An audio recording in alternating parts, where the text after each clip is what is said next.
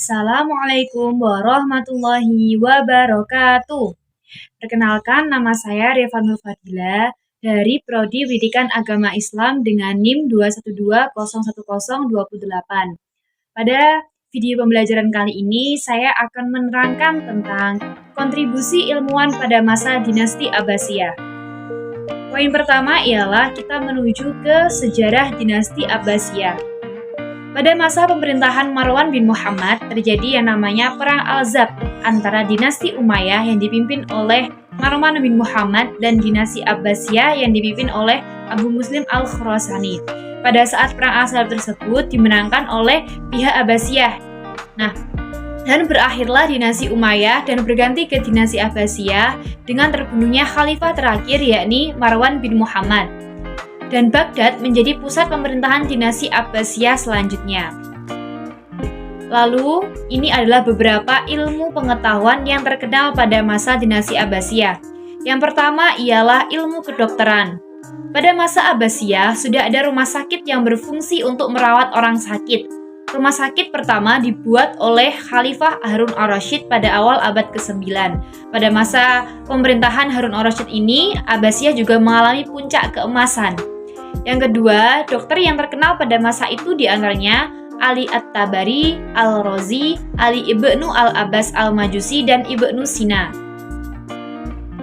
Lalu, gambar di atas ini adalah ilustrasi rumah sakit pada masa Abbasiyah zaman dulu.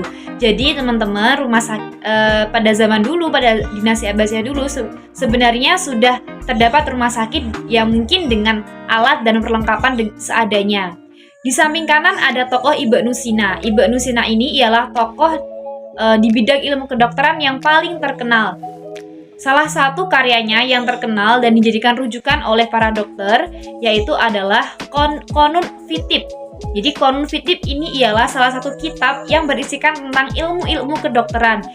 Qonun Fitib ini juga dijadikan sebagai rujukan para dokter di Eropa untuk mengelola di bidang ilmu kedokteran tersebut. Lalu ilmu yang kedua ialah ilmu filsafat. Di dalam tradisi keilmuan Islam, ilmu filsafat dikenal dengan istilah al-hikmah dan falasifah. Orang-orang yang ahli di bidang filsafat disebut dengan hukama dan filosof. Salah satu tokoh yang terkenal ialah Al-Farabi. Jadi Al-Farabi ini di bidang politik ada sebuah pemikiran yang terkenal. Pemikiran Al-Farabi yang terkenal. Jadi Al-Farabi berpendapat bahwasanya pemimpin itu adalah penggerak kebahagiaan dari masyarakat. Lalu ilmu yang ketiga ialah ilmu matematika. Pada masa Khalifah Al-Ma'mun dibangun sebuah observatorium astronomi di Baghdad.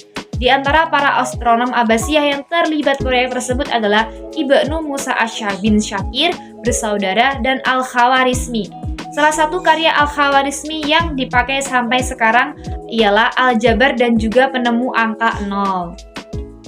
Nah, ini adalah ilustrasi tokoh Al-Khawarizmi. Jadi Al-Khawarizmi ini disebut juga sebagai bapak matematika karena beliau ialah penemu angka 0 dan penemu ilmu Al-Jabar yang sampai saat ini digunakan oleh kita. Lalu yang ketiga yang keempat ialah ilmu kalam.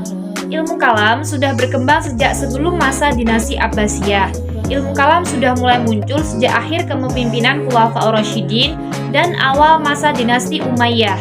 Pada masa Abbasiyah muncul aliran ilmu kalam yang memiliki pengaruh luas di dunia Islam sampai sekarang yakni Asy'ariyah dan Maturidiyah. Nah, pada saat dinasti Abbasiyah dulu, teologi atau ilmu kalam yang paling terkenal itu ialah aliran Mu'tazilah.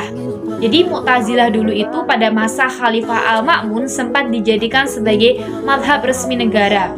Jadi aliran Mu'tazilah itu pemikirannya ialah lebih mementingkan rasio atau akal daripada nas Al-Quran. Nah, mengapa Mu'tazilah kok bisa sampai menjadi mazhab negara? Karena pada masa dinasti Abbasiyah itu kan terkenal dengan orang-orangnya yang pintar akan intelektual dan ilmu pengetahuan. Jadinya nyambung dengan pemikiran Mu'tazilah yang berpacu dengan rasio atau akal. Jadi makanya banyak sekali pada saat itu orang-orang itu beraliran Mu'tazilah dan sampai dijadikan sebagai mazhab resmi negara. Lalu yang kelima ada juga ilmu fikih. Nah, ini adalah beberapa tokoh-tokoh yang terkenal pada saat itu. Yang pertama ada Imam Syafi'i, Imam Hanafi, Imam Maliki, dan yang terakhir ialah Imam Hambali. Jadi kita yang ada di Indonesia ini mayoritas merujuk pada fikih Imam Madhab Syafi'i. Lalu yang keenam ada ilmu hadis. Pada masa Abbasiyah ada 6 kitab hadis ternama yang berhasil disusun oleh para ilmuwan hadis, yaitu Sahih Al-Bukhari, Sahih Muslim, Sunan An-Nasai, Sunan Abu Daud, Sunan At-Tirmizi, dan yang terakhir adalah Sunan Ibnu Majah. Nah, ini ada beberapa kitab yang karya dari Kutubus Sittah tadi, ada Bukhari, Muslim, Sunan Abu Daud, dan Sunan An-Nasai.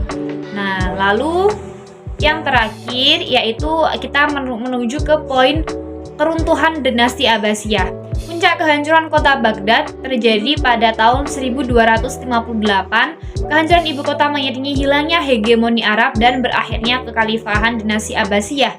Pada September 1257 Masehi, saat pasukan Mongol merangsek memasuki jalan raya Khurasan, Hulagukan, pemimpin pasukan Mongol, mengeluarkan ultimatum agar khalifah menyerahkan diri. Jadi pada saat itu khalifah yang terakhir itu bernama Khalifah Al-Mu'tasim. Al-Mu'tasim sendiri sudah berusaha menyerahkan dirinya kepada Hulagukan, tetapi Hulagukan menolaknya dan tetap menghancurkan kota Baghdad pada saat itu. Nah, yang terakhir ialah kontribusi Islam pada dunia. Yang pertama, berkat perkembangan pengetahuan pada masa Abbasiyah, umat Islam mendapatkan pedoman. Contohnya, kita yang ada di Indonesia sekarang merujuk kepada mazhab fikih yaitu Imam Syafi'i. Yang kedua, akidah yang mayoritas umat muslim di Indonesia gunakan ialah akidah Ahlus Sunnah wal Jamaah, dan kitab hadisnya pun juga dijadikan sebagai pedoman. Yang kedua, untuk dunia, Abbasiyah memberikan banyak sekali pengaruh, salah satunya dengan ilmu pengetahuan yang bersumber di Baghdad. Orang Barat menjadikan mereka, para ilmuwan, sebagai acuan yang sampai saat ini bisa kita rasakan.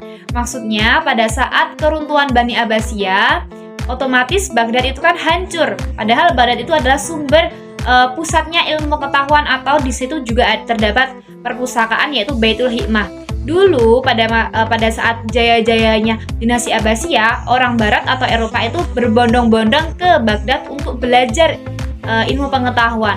Ketika Baghdad sudah hancur, otomatis semua ilmu pengetahuan hangus, dan orang-orang Eropa yang dulunya sudah belajar ke Baghdad mengembangkan ilmu tersebut, dan sampai sekarang bisa kita rasakan ilmu tersebut. Nah, itulah materi kontribusi ilmuwan pada masa Abbasiyah yang bisa saya sampaikan. Kurang lebihnya saya mohon maaf bila ada salah tutur kata. Saya mohon maaf sebesarnya. Wabillahi taufiq wal hidayah. Wassalamualaikum warahmatullahi wabarakatuh.